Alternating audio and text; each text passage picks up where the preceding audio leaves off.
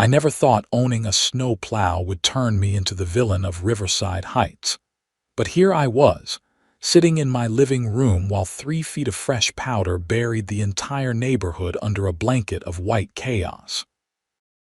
My name is Jack Morrison, and I have lived in this subdivision outside of Rochester, New York for the past 8 years.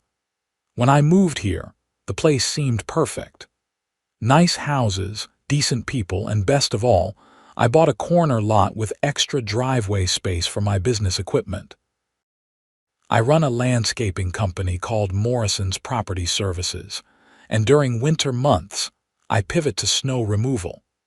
It is good money, keeps my crew employed year-round, and honestly, I enjoy the work. There is something satisfying about clearing a driveway and seeing the relief on a client's face when they realize they can actually get to work that morning. The trouble started 3 months ago when the HOA got a new president. Her name was Patricia Hendricks, and she was exactly what you would picture when someone says HOA Karen. Mid-50s, blonde highlights that looked like they cost more than my monthly truck payment, and a smile that never quite reached her eyes. She moved into the neighborhood about 2 years back and immediately started attending every single HOA meeting, taking notes, and pointing out violations that nobody else seemed to care about. When the previous HOA president, a retired teacher named Mr. Chen, decided he had enough and stepped down, Patricia practically sprinted to fill the vacancy. The vote happened at a meeting that maybe 15 people attended out of the 200 homes in our subdivision. She won by 8 votes. Most people did not even know there was an election happening. Her first act as president was to send out a newsletter. Not an email, mind you, but an actual printed newsletter that probably cost the HOA $300 to produce and mail. It was titled A New Era for Riverside Heights, and contained about 4 pages of new rules she wanted to implement. Some of them were reasonable, like asking people to bring their trash cans in within 12 hours of pickup, instead of leaving them on the curb for days. Others were ridiculous, like the suggestion that all houses should be painted in approved colors from a palette she personally selected. I mostly ignored it.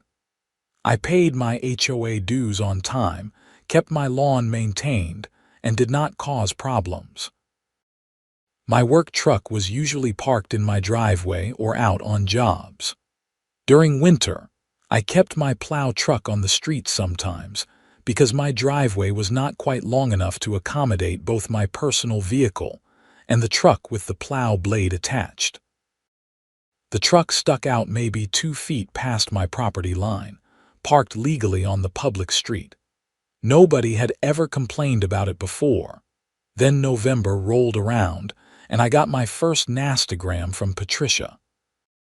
It arrived in my mailbox on a Tuesday afternoon, printed on HOA letterhead that she apparently had made. The letter informed me that commercial vehicles were not permitted to be parked on the street overnight per HOA regulations, and I needed to remove my truck immediately or face fines. I read the letter 3 times, then pulled out my copy of the HOA bylaws. I had gotten them when I bought the house, and they were sitting in a filing cabinet in my home office. I spent an hour going through every page. There was absolutely nothing about commercial vehicles anywhere in the document. There was a section about abandoned vehicles and one about boats or RVs being stored on properties, but nothing about work trucks. I called Patricia's number, which was listed at the bottom of the letter. She answered on the 3rd ring with a voice that sounded like she was already irritated. Patricia Hendricks, HOA president. Hi Patricia, this is Jack Morrison from 447 Maple Drive. I got your letter about my truck, and I wanted to discuss it with you. There is nothing to discuss, Mr. Morrison. The rules are clear. Actually, I just read through the entire HOA bylaws, and there is no mention of commercial vehicles. Could you point me to the specific section you are referring to? There was a pause. I could hear her breathing on the other end, and I imagined her face was turning red. It is an aesthetic issue, Mr. Morrison. Your truck is an eyesore, and several neighbors have complained. Which neighbors? And if it is not in the bylaws, how can you enforce it? The HOA board has the authority to make reasonable rules for the betterment of the community. If you refuse to comply, we will have no choice but to issue fines. I would like to see this in writing from the board, not just you. And I would like to know who complained, because I have a right to face my accusers at an HOA meeting. She hung up on me. Just clicked off the call without another word. I sat there staring at my phone, shocked that an adult human being would act like that. A week later, I got another letter. This one stated that the HOA board had voted to create a new rule prohibiting commercial vehicles from being parked on neighborhood streets between the hours of 8 p.m. and 8 a.m. The fine for violation was $100 per occurrence. The letter was signed by Patricia and two other board members I had never heard of.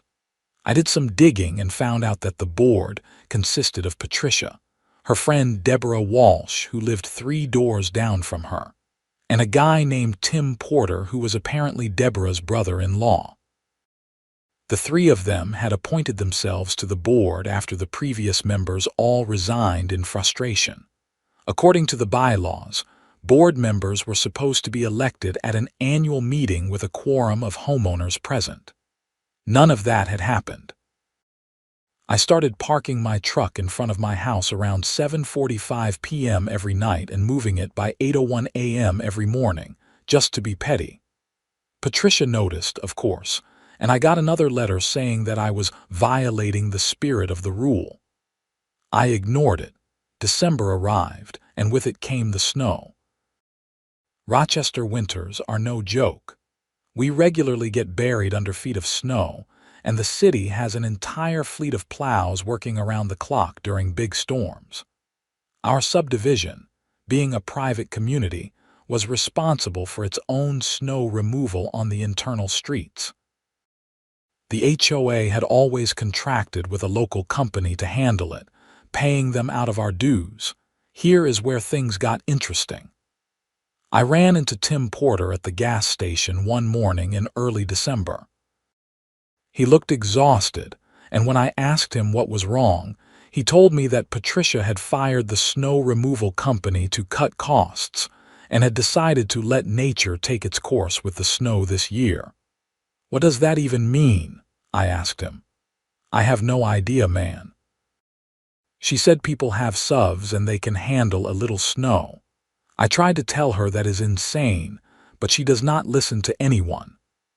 I went home and checked the HOA budget, which was supposed to be shared with all homeowners annually. Sure enough, Patricia had cut the snow removal line item completely, saving about $12,000.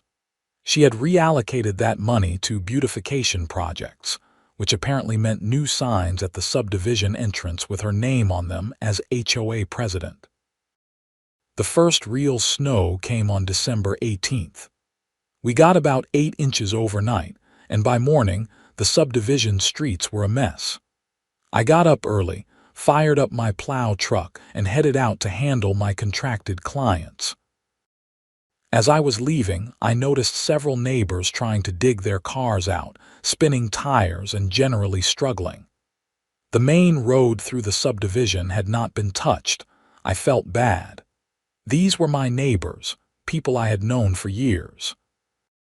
So after I finished my paying jobs, I came back around 2 p.m. and spent 2 hours plowing the main roads in our subdivision. I did not charge anything, just did it to be helpful. I cleared Maple Drive, Oak Street, and the main loop road. People waved at me, gave me thumbs up, and a few even came out to thank me. That evening, I got a phone call from Patricia. "Mr. Morrison, I need you to stop plowing the subdivision streets immediately." "Excuse me, You are performing unauthorized work on HOA property. You do not have a contract with us and you are creating a liability issue. Patricia, I was helping people. The roads were dangerous. That is not your decision to make. The HOA will handle snow removal as we see fit. You fired the snow removal company. Nobody is handling it. That is none of your concern.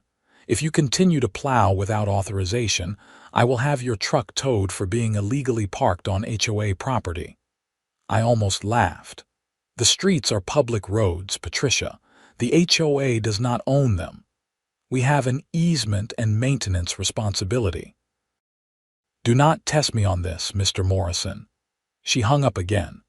I sat there wondering what kind of person gets angry at someone for plowing snow for free. 2 days later, we got another storm. This one dropped 14 inches. I went out and did my client jobs again, but this time I did not touch the subdivision roads. If Patricia wanted to play games, I would let her. The roads became almost impassable. People were getting stuck, having to push each other out and walking to the main highway to catch rides to work because they could not get their cars out. My phone started ringing. Neighbors asking if I could plow their streets. I explained the situation with Patricia, and every single person was furious with her. A few of them said they were going to call her and complain. Apparently, they did, because on December 22nd, I got a certified letter from Patricia. This one was typed up like a legal document and stated that my truck was banned from parking on any subdivision streets at any time due to repeated violations of HOA regulations and refusal to comply with board directives. It said if my truck was spotted on subdivision property, it would be towed at my expense, and I would be fined $500 per occurrence. The letter also stated that I was not permitted to perform any commercial activities within the subdivision, including snow removal, and doing so would result in immediate legal action against me. I called my lawyer, a guy named Robert Chen, who had handled my business incorporation. He read the letter and actually laughed. "Jack, this is not legally enforceable. They cannot ban you from parking on a public street, and they definitely cannot stop you from operating a business out of your home unless the zoning laws prohibit it, which they do not. This is just harassment." So what do I do? You could ignore it, or you could show up at the next HOA meeting and challenge her publicly. Get the other homeowners involved. She sounds like she is on a power trip, and the only way to deal with that is to remove her from power. I decided to go to the next HOA meeting, which was scheduled for January 8th. In the meantime, Christmas came and went, and we got absolutely slammed with snow. A huge winter storm rolled through on December 28th and dropped 26 inches over 2 days. It was the kind of storm that makes the national news. I was working 70-hour shifts with my crew, plowing out businesses, hospitals, and residential clients. We were exhausted but making great money. The subdivision was a disaster.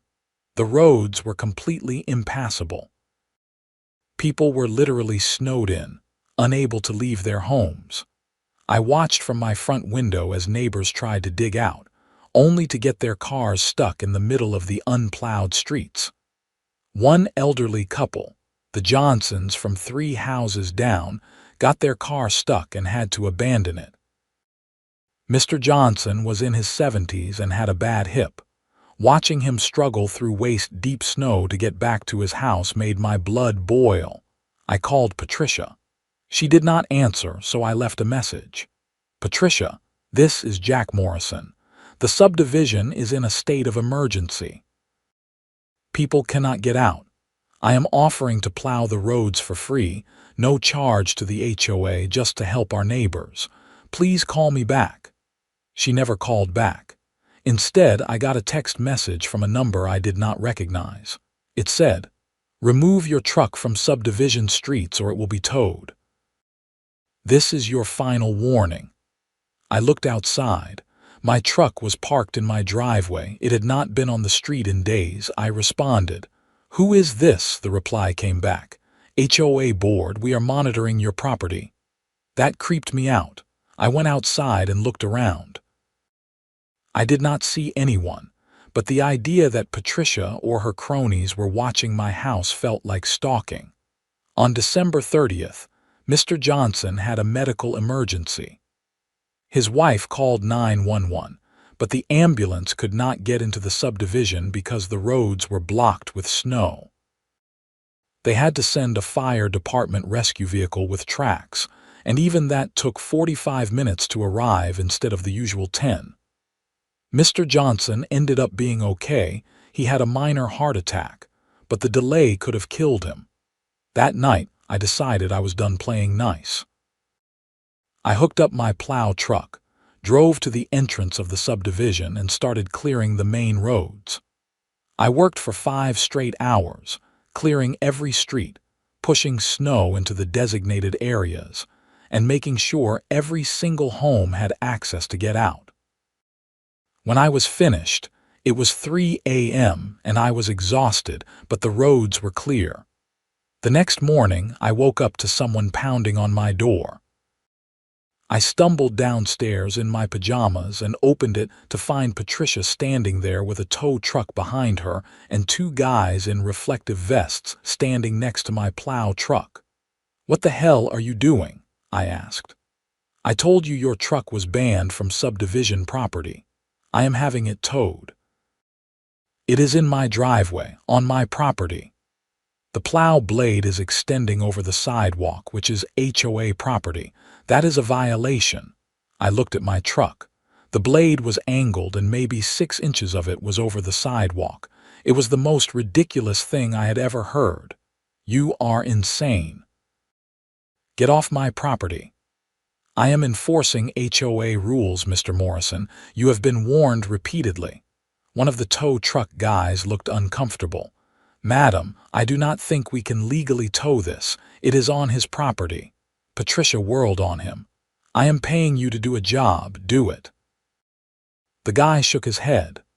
"No, madam, I am not getting involved in a property dispute. You need to figure this out yourselves." He and his partner got back in their truck and drove away. Patricia's face was bright red. She turned back to me, her voice shaking with anger. "You think you are so smart, do not you? Plowing the roads without authorization, ignoring my directives. You are creating a liability for this HOA, and I will not tolerate it." "Patricia, I helped people. Families were trapped. Mr. Johnson nearly died because the ambulance could not get in." "That is not my problem. People chose to live here and they need to be prepared for winter weather. You are supposed to provide snow removal. It is what people pay their HOA dues for. I manage the budget as I see fit. If people do not like it, they can move." A few neighbors had come out of their houses to watch the confrontation. One of them, a woman named Sarah Martinez who lived across the street, walked over. "Patricia, what is wrong with you? Jack helped us. We could not get out of here." "Stay out of this, Sarah. This is between me and Mr. Morrison." "No, it is not. This affects all of us. You cut the snow removal service and now you are harassing the one person who actually helped us." More neighbors started gathering. I could see people on their porches watching. Patricia looked around and seemed to realize she was outnumbered. "There will be consequences for this," she said, pointing at me. Then she turned and walked back to her car, which was parked on the street. That afternoon, I got another certified letter. This one stated that I was being fined $2,000 for unauthorized commercial activity on HOA property, and that if I did not pay within 30 days, the HOA would place a lien on my house. I called Robert Chen again. He told me to bring all the letters and documentation to his office. When I showed him everything, he shook his head in disbelief. "Jack, this woman is completely out of control. The good news is none of this is legally enforceable. The bad news is she can make your life miserable with paperwork and legal fees if you let her. What do you recommend? Go to the HOA meeting. Bring all of this documentation. Bring neighbors who support you. Challenge her authority and call for a vote to remove her from the board. If enough homeowners show up, you can take control of the HOA back from her. I spent the next week talking to neighbors. I knocked on doors, made phone calls, and sent emails. I explained what Patricia had done, showed people the letters, and told them about the HOA meeting on January 8th. Almost everyone I talked to was furious with her. Many of them had their own stories of harassment and ridiculous demands from Patricia. Sarah Martinez told me that Patricia had fined her $300 for having a wreath on her front door that was not in keeping with the aesthetic standards of the community. Another neighbor, Dave Richardson, said Patricia had tried to make him cut down a tree in his yard because she did not like the way it looked. The tree was healthy and beautiful, and Dave had refused. Patricia then sent him a letter threatening to have it removed at his expense.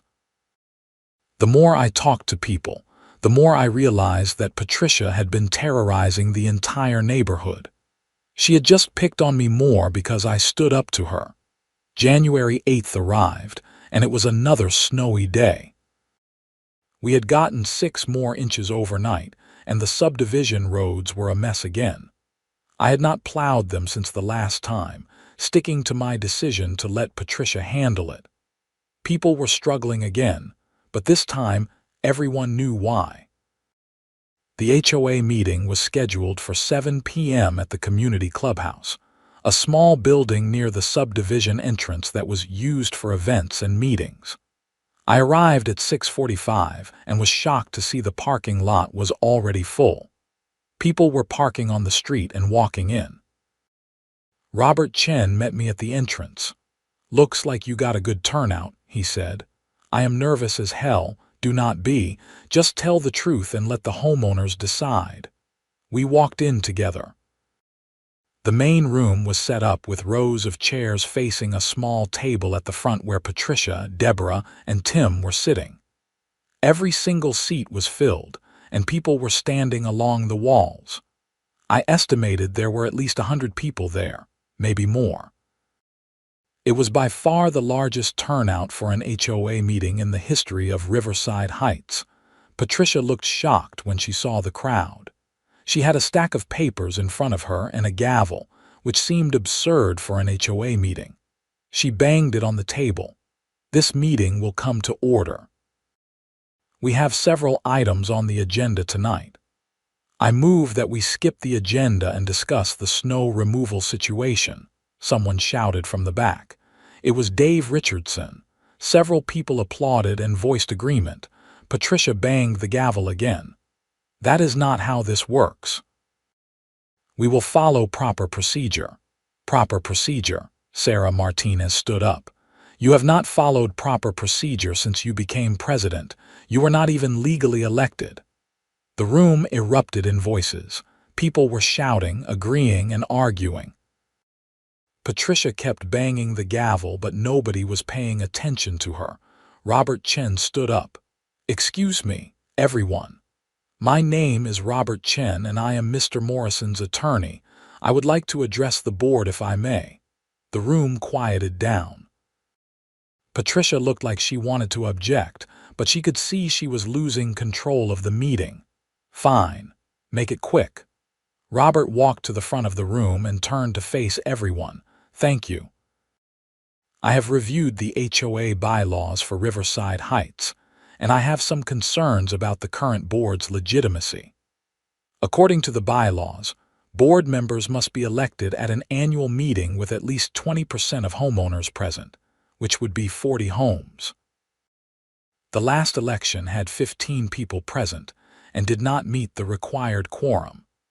Additionally, the bylaws require that any new rules or regulations be voted on by the full membership, not just the board. The current board has implemented numerous rules without proper authorization." Patricia stood up. That is ridiculous. The board has the authority to manage the community. Within the scope of the existing bylaws, yes, but you cannot create new rules without a membership vote. You also cannot levy fines for violations of rules that do not exist in the bylaws. Who are you to tell me what I can and cannot do?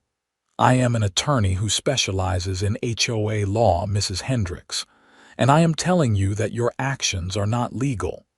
The room was silent. Patricia looked like she had been slapped. Deborah and Tim were both staring at the table, clearly uncomfortable. Robert continued. I propose that this body hold an emergency election tonight for a new HOA board. Per the bylaws, a special election can be called with a simple majority vote of members present. I count approximately 110 people in this room, which is well over 50% of the 200 homes in this community. You have a quorum. I second that motion, Dave Richardson shouted. All in favor? Robert asked. A chorus of voices said aye, and hands shot up all over the room. It was overwhelming. Opposed? Only 3 hands went up: Patricia, Deborah, and Tim. The motion passes. We will now hold nominations for a new board. Patricia was shaking with rage. This is a coup. You cannot do this. Actually, we can, Robert said calmly. It is in your bylaws, Section 7, Paragraph 3. Would you like me to read it? Patricia grabbed her papers and stood up. I am not going to sit here and be humiliated by a mob. I resign. She stormed toward the door. Wait, I said, standing up. You are not getting off that easy. She turned back, glaring at me. What do you want, Mr. Morrison? I want the $2,000 you tried to find me returned. I want an apology to every person in this room you have harassed. And I want you to explain why you cut the snow removal budget and put people's lives at risk. I do not owe you anything. Actually, you do, Robert interjected. If you improperly levied fines, you could be sued for harassment and damages. Not to mention if someone had been seriously hurt or killed due to the lack of snow removal, you could face criminal negligence charges. Patricia's face went pale. She looked around the room at all the angry faces staring at her. Fine. I will refund the fines. But I am done with this neighborhood. You people are ungrateful and horrible. She left, slamming the door behind her. Deborah and Tim both stood up. We resign too, Tim said. This is too much drama for us. After they left, the meeting continued. Nominations were made for a new board, and 3 people were elected. Sarah Martinez as president, Dave Richardson as vice president, and a retired accountant named Helen Foster as treasurer. The first order of business was to reinstate the snow removal budget and hire a company immediately. Then Sarah addressed me directly. Jack, the board would like to offer you a contract to handle snow removal for the subdivision. We know you are doing it out of the kindness of your heart, but you deserve to be paid for your work. Would you be interested? I was stunned. Absolutely. I would be happy to. The room applauded. Several people came up to shake my hand and thank me. Over the next few days, things started to return to normal. I signed a contract with the HOA to provide snow removal services for the rest of the winter at a fair rate. The first thing I did was clear all the roads again, which took about 6 hours. People waved and honked as I drove by, and several neighbors brought me coffee and snacks while I worked. Patricia put her house up for sale in late January. I heard through the neighborhood grapevine that she was moving to Florida. Nobody was sad to see her go, but the story did not end there. In early February, Sarah called me with disturbing news. Jack, we have been going through the HOA financial records, and there is a major problem. Patricia withdrew $8,000 from the HOA account in December. The notation says it was for legal fees, but we have not received any bills from attorneys. Helen has been trying to track it down, and it looks like Patricia just took the money. "That is embezzlement," I said. "We know. We are going to file a police report, but we wanted to give you a heads up since you were so involved in everything. Do whatever you need to do. That money belongs to the homeowners." 2 days later, I watched from my living room window as a police car pulled up to Patricia's house. 2 officers went inside and came out 30 minutes later with Patricia in handcuffs. She was crying and yelling something I could not hear from that distance. Her husband, a quiet man I had only seen a few times, stood on the porch looking devastated. It turned out that Patricia had been stealing from the HOA for months. The $8,000 was just the most recent withdrawal. Helen Foster discovered that Patricia had written herself checks for various fake expenses totaling over $20,000 since she became president. She had hidden it by creating fake invoices and receipts. The police charged her with embezzlement and fraud. The HOA hired a lawyer and sued her to recover the funds. Her house sold in March, and she ended up pleading guilty to the charges in April. She was sentenced to 6 months in county jail, 3 years probation, and ordered to pay full restitution to the HOA. The local news picked up the story, and it became a cautionary tale about HOA abuse of power. A reporter even came to interview me. I gave a brief statement about the importance of homeowners staying involved in their communities and not letting power-hungry people take control. Life in Riverside Heights improved dramatically after Patricia left. The new board was transparent, reasonable, and actually cared about the community.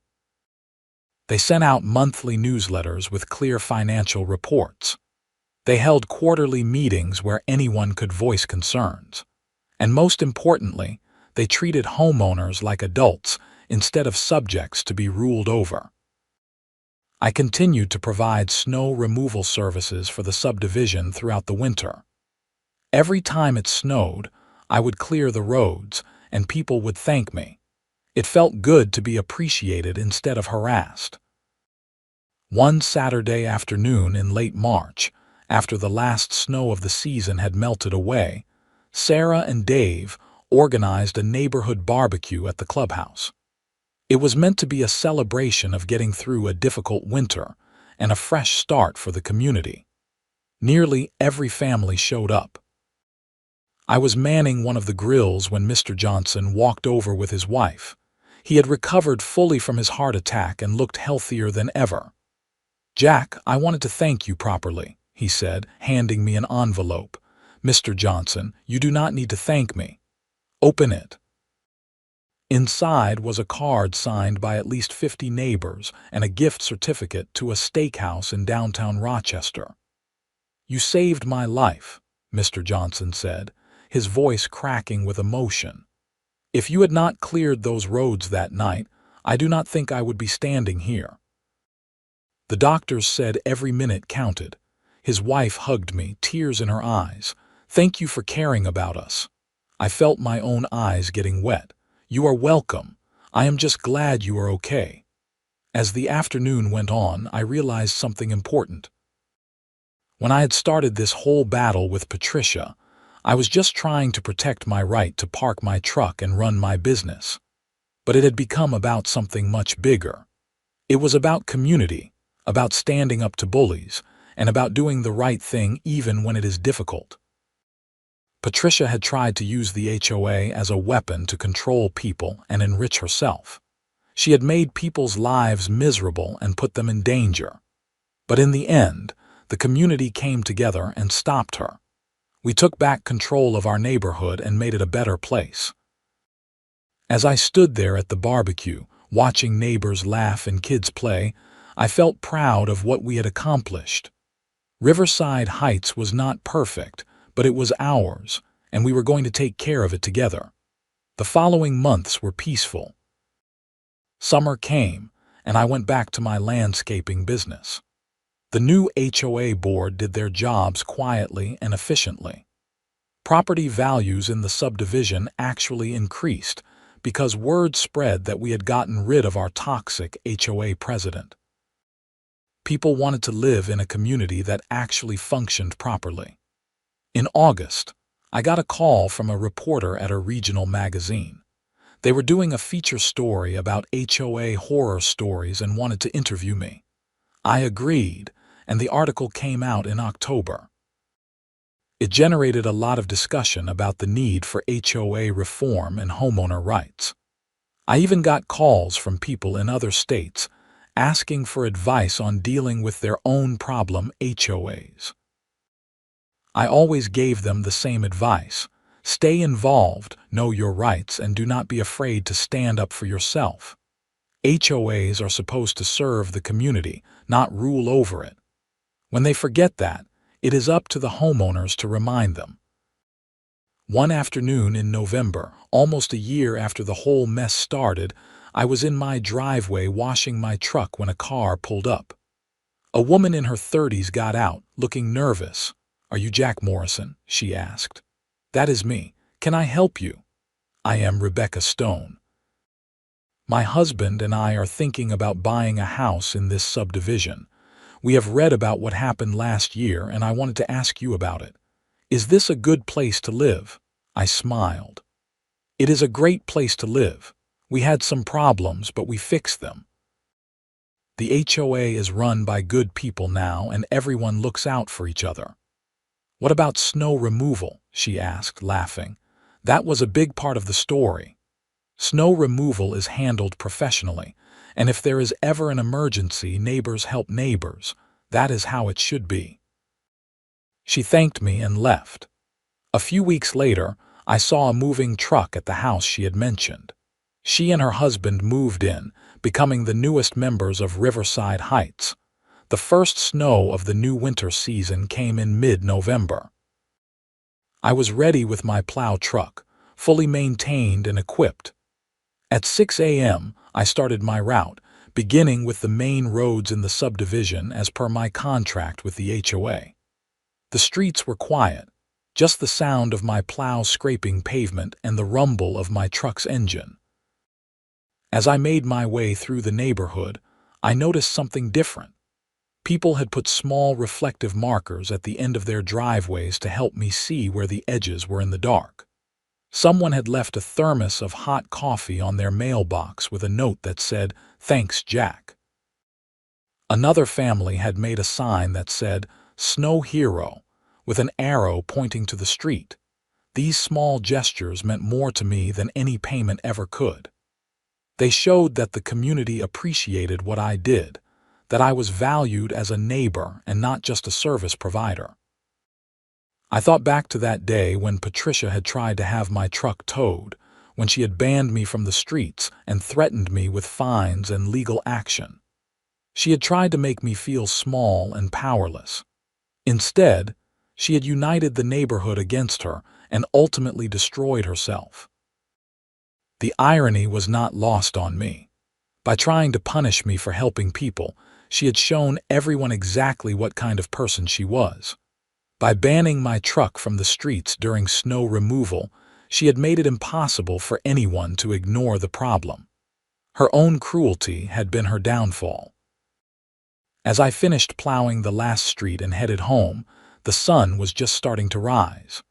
The neighborhood looked beautiful, covered in fresh snow, with clear roads running through it like black ribbons. Smoke was rising from chimneys as families woke up to a new day. Kids would be able to get to school, adults would be able to get to work, and everyone would be safe. That was all I had ever wanted: to help people, to be a good neighbor, and to make a living doing honest work. Patricia had tried to take that away from me, but she had failed. The community had stood with me, and together, we had won. I pulled into my driveway and parked my truck, the plow blade extending slightly over the sidewalk, just like it always did. Nobody was going to complain about it now.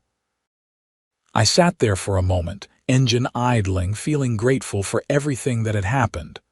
The struggle had been difficult, but it had brought out the best in people. My phone buzzed with a text from Sarah Martinez. "Roads look great. Thanks for taking care of us," I replied. "Anytime." That is what neighbors are for. And I meant it. Because at the end of the day, that is what community is all about. Not rules and regulations and power trips, but people taking care of each other, especially when times are tough. I got out of my truck and walked into my house, ready for breakfast and maybe a short nap before my next client appointments. Outside, the neighborhood was coming alive. Cars were starting, kids were laughing, and life was going on in Riverside Heights just like it should. Patricia was gone, serving her sentence and facing the consequences of her actions. The money she stole had been fully recovered through the sale of her house and a payment plan set up by her lawyer. The HOA was stronger and more transparent than ever. And I was still here, doing what I loved, in a community that appreciated me. As I made myself coffee and looked out my kitchen window at my truck sitting proudly in my driveway, I realized something important. I had won not because I was right, but because I refused to back down. I had stood up for myself and for my neighbors, even when it was difficult and scary. That courage had inspired others to do the same. The whole experience taught me that most bullies, whether they are running an HOA or anything else, rely on people being too tired or scared to fight back. They count on apathy and intimidation to maintain their power. But when people finally say enough is enough and stand together, bullies crumble surprisingly fast. Patricia had seemed so powerful and intimidating when she was sending those letters and making those threats. But in the end, she was just one person with no real authority and no legal standing. The moment the community challenged her, her whole facade fell apart. I thought about all the people who had come to that meeting in January, who had given up their evening to stand up for what was right. They did not have to do that. They could have stayed home, stayed comfortable, and let someone else deal with the problem. But they showed up. They voted. They made their voices heard. That was democracy at its most basic and most beautiful. People exercising their right to self-governance and taking control of their own community. It was the same principle that founded this country, just playing out on a smaller scale in a suburban subdivision in upstate New York. The months continued to pass. Spring came again, and I switched back to landscaping full-time. The subdivision looked beautiful with everyone's lawns greening up and flowers blooming. The new HOA board organized a community yard sale and a summer concert series at the clubhouse. People were engaged and happy. In May, I was working in my yard when a black sedan pulled up. A man in a suit got out and walked over to me. "Jack Morrison?" he asked. "That is me," I said a bit warily. I had learned to be cautious about unexpected visitors. "My name is Thomas Reed. I am a producer for a national cable news show. We are doing a segment on HOA abuses, and your story has come up multiple times in our research. Would you be willing to be interviewed?" I hesitated. I was not really interested in being on TV or making a big deal out of what had happened. On the other hand, if telling my story could help other people dealing with similar situations, maybe it was worth it. "What kind of show is it?" I asked. "We do investigative journalism, focusing on consumer protection and civil rights issues." HOAs have become a major problem across the country, and we think your story illustrates both the problem and the solution. You stood up, you organized your community, and you won. That is a message people need to hear. I thought about it for a minute. "Okay, I will do it. But I want to make sure you talk to other people from the neighborhood too. This was not just my fight, it was everyone's." "Absolutely. We would love to interview other homeowners and get a complete picture." The interview happened 2 weeks later.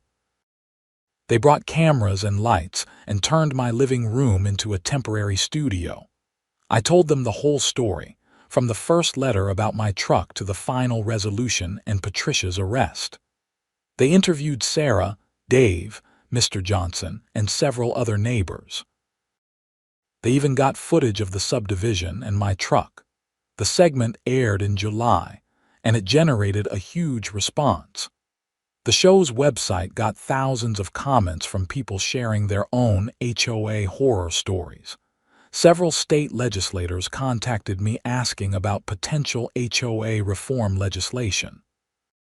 A law professor from Syracuse University wrote an article analyzing the case and using it as an example in HOA law. I became an accidental advocate for homeowner rights. I never sought out that role, but I embraced it because I saw how many people were suffering under abusive HOAs and did not know what to do. If my experience could light a path for them, then all the stress and struggle had been worth it. As the anniversary of that first confrontation with Patricia approached, I found myself reflecting on how much had changed. A year ago, I was just trying to park my truck and do my job. Now I was a minor public figure, an advocate, and a symbol of standing up to petty tyranny. But more than any of that, I was just a guy who loved his neighborhood and his neighbors. I was someone who believed that communities work best when people treat each other with respect and kindness. I was someone who refused to let a bully push him around. The December snow came again, right on schedule. This time there was no drama, no confrontations, no threats. I plowed the roads according to my contract, people thanked me, and life went on. It was exactly as boring and normal as it should be. One evening, as I was coming home from a plowing job, I saw new neighbors moving into Patricia's old house. A young couple with 2 small kids. I pulled over and introduced myself, welcoming them to Riverside Heights. "We have heard this is a great neighborhood," the husband said. "The realtor told us you guys had some HOA drama but got it all sorted out." "We did," I said. "But that is in the past. Now we just focus on being good neighbors and taking care of each other." "That sounds perfect," his wife said, smiling. "We are looking forward to being part of this community." As I drove the last block to my house, I felt a deep sense of contentment. Riverside Heights was exactly what a neighborhood should be now. Safe, friendly, well-maintained, and free from tyranny both big and small. My truck pulled into my driveway, and I sat there for a moment before going inside. The streets were clear. The lights from houses glowed warm in the winter darkness, and somewhere in the distance, I could hear kids laughing as they built a snowman. This was home. This was community. This was what I had fought for, and this was what we had won. I turned off the engine and headed inside, where my own warm house was waiting. Tomorrow would bring more snow, more work, and more of the regular rhythms of life in Riverside Heights. And that was exactly how it should be. The story of how the HOA banned my truck from the street during snow removal, and how I stopped clearing their roads entirely in response, had become neighborhood legend. New residents heard about it when they moved in. Kids who were too young to remember asked their parents about it. And those of us who lived through it would occasionally meet at the clubhouse or someone's backyard and share a laugh about the whole crazy situation. But underneath the humor and the storytelling was a serious truth. We had learned that freedom requires vigilance, that rights must be defended, and that communities are only as good as the people who care enough to fight for them. I had been pushed to the edge by Patricia's unreasonable demands and harassment. I could have moved away, given up, or just accepted her abuse. Instead, I stood my ground, and my neighbors stood with me. Together, we proved that ordinary people have extraordinary power when they choose to use it. As I settled into my favorite chair that evening, my phone buzzed with a message from the new HOA board. It was the minutes from their latest meeting, sent to all homeowners for transparency. I skimmed through it, budget reports, upcoming events, a discussion about playground equipment for the small park near the entrance. Normal stuff. Boring stuff. Exactly the kind of stuff an HOA should be dealing with. I smiled and set my phone down. Outside, the snow continued to fall gently, blanketing the subdivision in white. My plow truck sat ready in the driveway, waiting for morning when I would fire it up and clear the roads again. Some people might think that was a mundane ending to a dramatic story.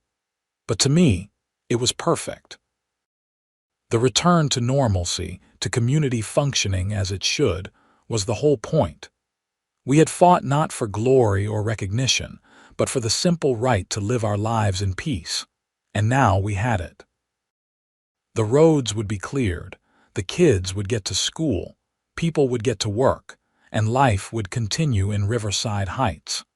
Not because someone was forced to help or threatened with fines, but because we chose to take care of each other. That was the real victory. Not defeating Patricia, not the news coverage, not becoming an advocate.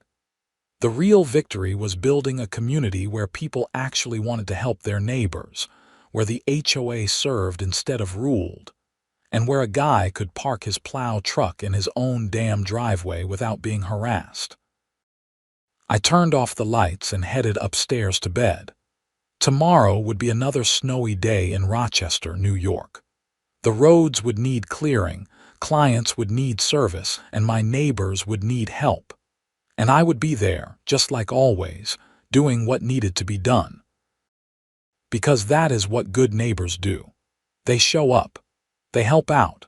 They stand up when necessary and pitch in without being asked. They build communities worth living in, one cleared road and one kind gesture at a time. The HOA had banned my truck from the street during snow removal, so I stopped clearing their roads entirely. That decision led to a chain of events that changed our entire neighborhood for the better. Sometimes standing up for yourself ends up standing up for everyone, and sometimes the smallest acts of resistance lead to the biggest changes. As I drifted off to sleep that night, I was grateful for the whole experience, even the difficult parts. It had taught me about courage, community, and the power of ordinary people to make extraordinary changes when they decide enough is enough. Riverside Heights was home now more than ever, and I was proud to be part of it. The snow would keep falling, winters would keep coming, and I would keep clearing the roads. Not because I had to, but because I wanted to. Because these were my neighbors, my friends, my community, and that made all the difference.